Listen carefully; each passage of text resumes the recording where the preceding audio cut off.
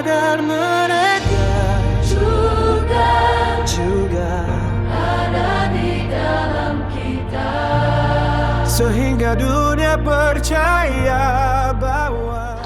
Halo teman-teman semua, terima kasih atas respon positif di video sebelumnya tentang penolakan gereja Katolik terhadap ajaran sola.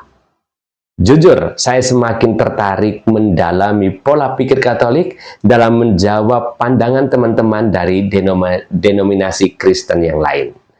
Kali ini, mari kita bahas tentang sola scriptura, hanya Alkitab, dan mengapa bagi gereja Katolik iman itu harus sepaket dengan tradisi suci, tidak hanya Alkitab.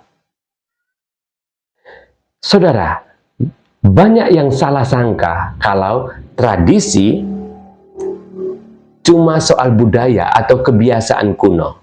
Padahal bagi gereja Katolik, tradisi suci itu sangat alkitabiah. Mari kita lihat dasarnya.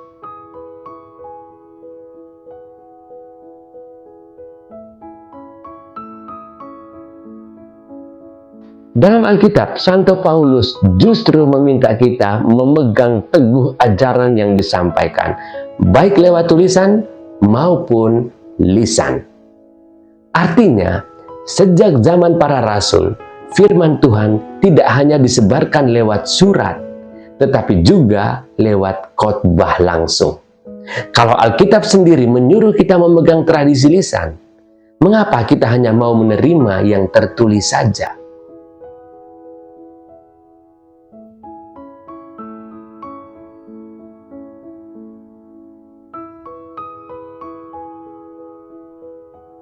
Saudara, iman itu bukan cerita rakyat, tapi warisan yang dijaga kemurniannya dari satu orang ke orang berikutnya. Paulus ke Timotius, lalu dari Timotius ke orang-orang yang bisa dipercaya. Nah, dari orang-orang yang bisa dipercaya hingga sampai kita sekarang ini.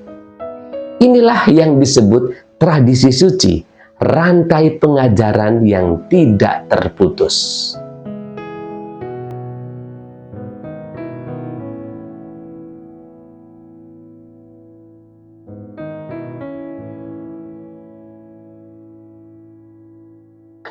Alkitab sendiri mengaku kalau tidak semua perbuatan Yesus dicatat di sana. Bayangkan kalau semua ditulis, mungkin dunia ini tidak cukup menampung bukunya.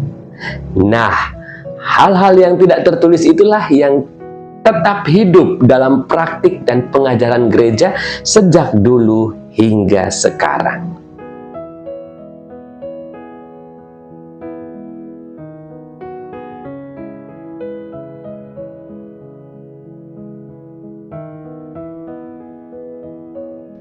Dan menariknya, Alkitab menyebut bahwa tiang penopang dan dasar kebenaran adalah jemaat atau gereja, bukan Alkitab itu sendiri.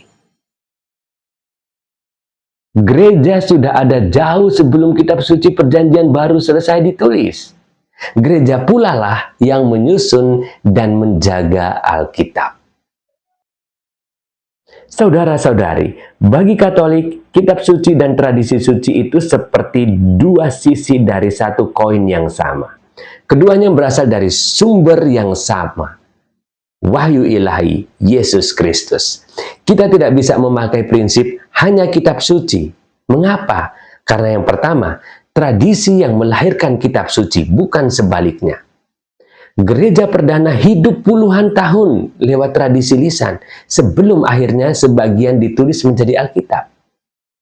Kita juga tidak bisa memakai prinsip hanya kitab suci karena alasan yang kedua, tradisi menjaga penafsiran.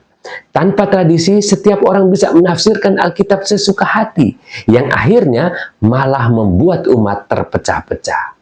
Kita juga tidak bisa memakai prinsip hanya kitab suci, sola scriptura. Kenapa? Karena alasan yang ketiga, tradisi yang menentukan isi Alkitab. Di dalam Alkitab tidak ada daftar isi buku apa saja yang harus masuk. Daftar itu ditetapkan melalui otoritas gereja, magisterium, berdasarkan tradisi. Saudara-saudari yang terkasih, bayangkan sebuah negara yang baru merdeka. Para pendiri bangsa berdiskusi lama tentang nilai-nilai negara. Barulah setelah itu mereka menulis konstitusi. Konstitusi memang hukum tertinggi, tapi ia tidak jatuh begitu saja dari langit. Ia lahir dari nilai-nilai dan perdebatan para pendiri bangsa. Kalau kita buang sejarah perdebatan itu, kita bisa salah menafsirkan isi konstitusinya. Singkatnya, tanpa akar, buah tidak akan pernah tumbuh. Tanpa tradisi, Alkitab tidak akan pernah ada. Saudara, Gereja Katolik tidak merendahkan Alkitab. Justru sangat menghormati Alkitab dengan cara menjaga Alkitab tetap satu paket dengan tradisi dan dengan bimbingan gereja.